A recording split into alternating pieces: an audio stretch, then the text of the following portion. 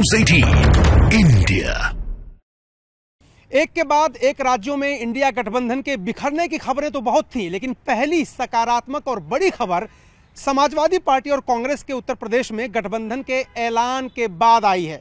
India गठबंधन के लिए बड़ी सफलता इसलिए भी मानी जा रही क्योंकि 80 सीटें हैं उत्तर प्रदेश में लोकसभा की, और समाजवादी पार्टी और कांग्रेस दोनों अगर मिल के नहीं लड़ते, अलग अलग लड़ते, तो भारतीय जनता पार्टी का काम बेहद आसान हो जाता। उसकी वजह मुस्लिम वोटर हैं उत्तर प्रदेश के, और आज समाजवादी पार्टी और कांग्रेस ने एक साथ मिलने का ऐलान कर दिया। 17 सीटें कांग्रेस लड़ेगी, 63 सीटें समाजवादी पार्टी के पास हैं, और हो सकता है कि बाद में छोटे दलों को समाजवादी पार्टी 1-2 सीटें दे और जनाधार बढ़ाने की कोशिश अपनी करे।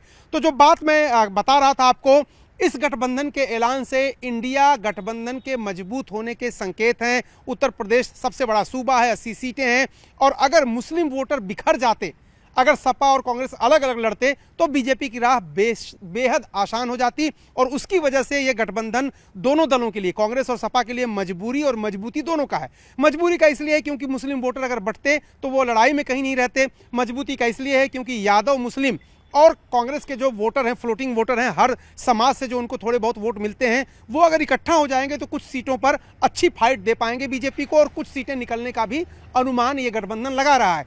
देखिए, ये गठबंधन हिचकोले खा रहा था लगातार। अखिलेश यादव लगातार बयानबाजी कर रहे थे, कांग्रेस की तरफ से भी लगातार बयानबाजी नकारात्मक हो रही, जिसकी वजह से ऐसा लग रहा था बीच में कि गठबंधन टूट सकता है। लेकिन एक फोन कॉल ने जो प्रियंका गांधी ने अखिलेश यादव को किया, उसने सारी बिगड़ी बात बना दी। उसके पहले मल्लिकार्जुन खड़गे के साथ जो बातचीत हुई थी, 17 सीटों पर समझौता लगभग हो गया था, लेकिन प्रियंका गांधी, कुछ खास लोगों ने मुरादाबाद और रामपुर की 2 सीटें मांग दी, जिससे अखिलेश नाराज हो गए। और यही वजह थी कि वो भारत जोड़ो न्याय यात्रा जो राहुल गांधी की थी, जिसमें शामिल होने का ऐलान वो कर चुके थे कि रायबरेली में शामिल होंगे, वो नहीं हुए, क्योंकि मुरादाबाद और रामपुर जैसी 2 सीटें जो 2019 में समाजवादी पार्टी जीती थी, उसको कांग्रेस ने मांग लिया था। तो बातचीत लगभग बंद हो गई थी। लेकिन उसके बाद प्रियंका गांधी, जो उत्तर प्रदेश की अब महासचिव नहीं है लेकिन यूपी को ठीक से जानती हैं, 2017 में जो गठबंधन हुआ था अखिलेश यादव की पार्टी के साथ विधानसभा में, उसमें प्रियंका गांधी ने बड़ी भूमिका निभाई थी। इसलिए प्रियंका गांधी ने फोन कॉल किया अखिलेश यादव को, और जो रिश्तों में जमी बर्फ थी वो लगभग पिघल गई। और उसके बाद अखिलेश यादव इस बात पर सहमत हो गए। 2-3 सीटों का बदलाव हुआ, जैसे वाराणसी में समाजवादी पार्टी ने कैंडिडेट घोषित कर दिया था, लेकिन अखिलेश यादव ने कह दिया कि हम समाजवादी पार्टी आपको देने को तैयार हैं। अमरोहा जो सीट थी, देवरिया जो सीट थी, कांग्रेस ने बाद में मांगी, मल्लिकार्जुन खड़गे ने, उस पर भी तैयार हो गए अखिलेश यादव। तो इस तरह से कुल मिला जुला करके 17 सीटों पर बात बन गई है, और 63 सीटें समाजवादी पार्टी के पास हैं।